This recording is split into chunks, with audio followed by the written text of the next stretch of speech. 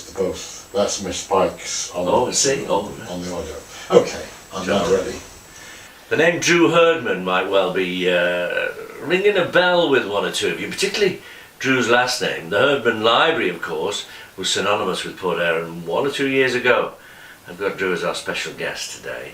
Drew, tell me quickly, and obviously it's a bit of a story, but how did the Herdman Library come about? The library itself, and actually was down at the harbour originally at the Institute, the George Herdman Institute. Now, George, in actual fact, would have been my uncle.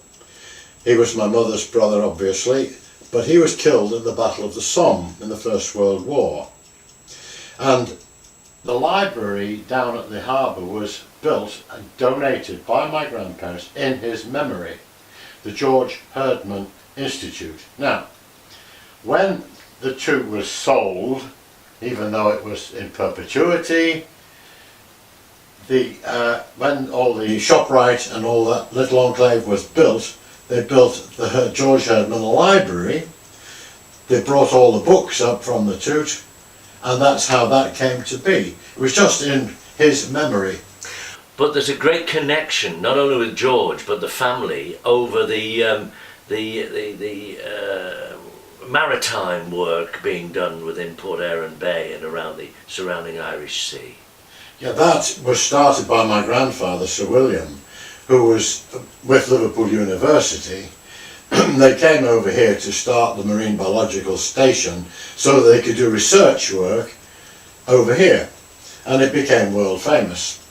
Now, originally it started with the two little buildings down in Spaldwick before the biological station, as we know it now, was built. So that's how that all came about. Just purely and simply, Liverpool University.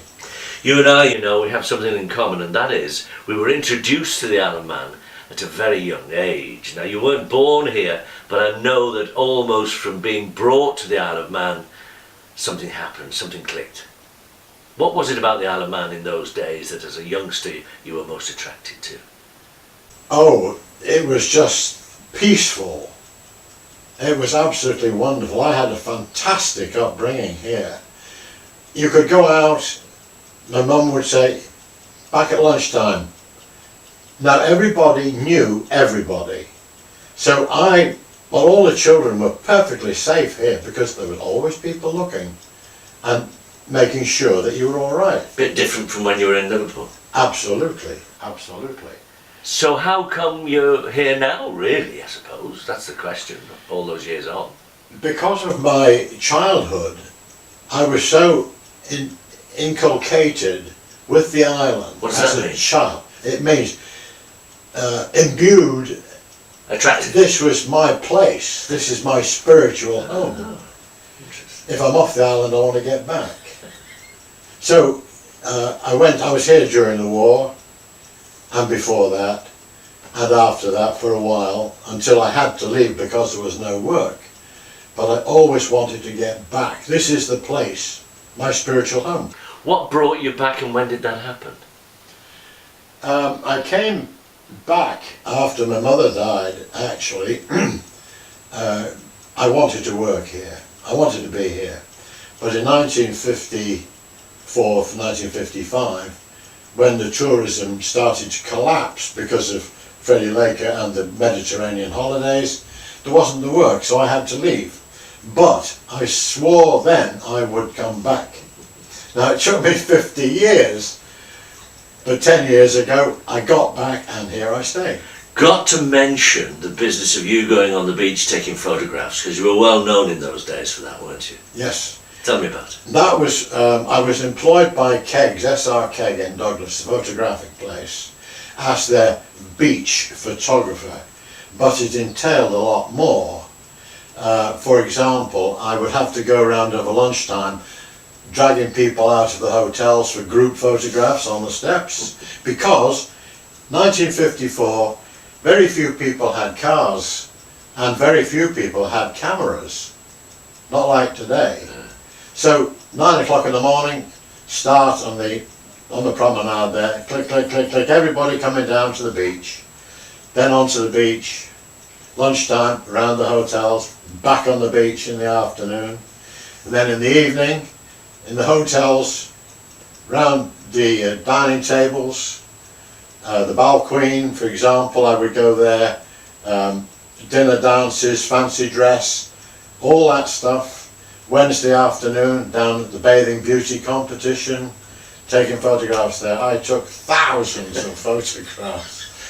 So you've got more than a few albums, or did you keep many of them? The trouble was that I had to, at the end of the day, I had all my cassettes in a bag and I put them on the last bus, right?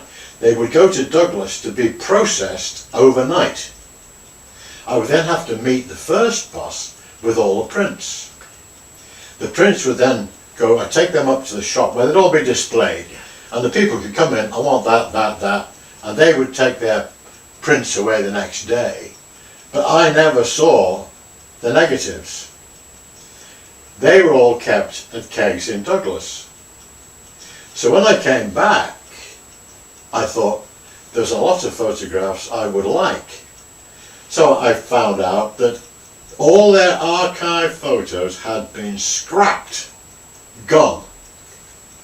Finished. So that was that. Just happy memories. Happy memories. We're going to talk about you and myself working as a team, looking forward to that, talking to many people from all parts of the South and maybe even further beyond regarding their memories of yesteryear, as it was, from their own perspective. Now, you've got a couple of cameras running at the minute, haven't you? Yeah. And they've got to be focused and they've got to be set up. You're going to be doing that while I'm going to be doing the interviews. What led you from photographing to filmmaking? Digital. Purely and simply digital. And the fact that the cameras were becoming better and better and better.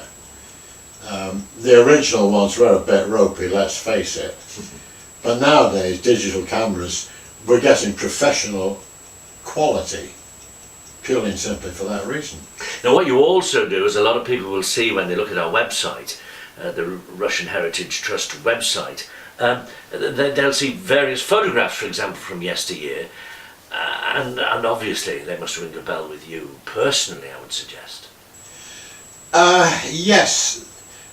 The thing is that from the old days where you carried a wet camera, that's with a film in it, you had to load the cassettes, it was difficult, you had to do it in a dark room, you had to change the film, you had to set everything up. Now, the modern camera, you can put it on auto if you're an amateur, and it'll take you great pictures. You can still go back and set everything that you want if you want to be clever with it. From my point of view, for speed, set it on auto and it takes everything. I'm looking forward to this, aren't you? This adventure of ours. Oh yes, yes, yes. It's going to be good, you know. Hopefully it is. Hopefully the people that we want to interview are not camera shy. Oh no. Once they've made a cup of tea for me, we'll get going. We'll crack on then, you see. Cup of tea and a biscuit, I'm sorted, you'll be sorted, they'll be sorted. We'll knock it off. Yeah. Excellent. Yeah. Now, what about hobbies? Because I notice that if anybody looks into your particular website, you've got this wood turning business, not a business going on, but it's a hobby that's taken a few years of your life. Well, my hobbies in actual fact are from photography, computers, keyboard, playing keyboard, music, reading.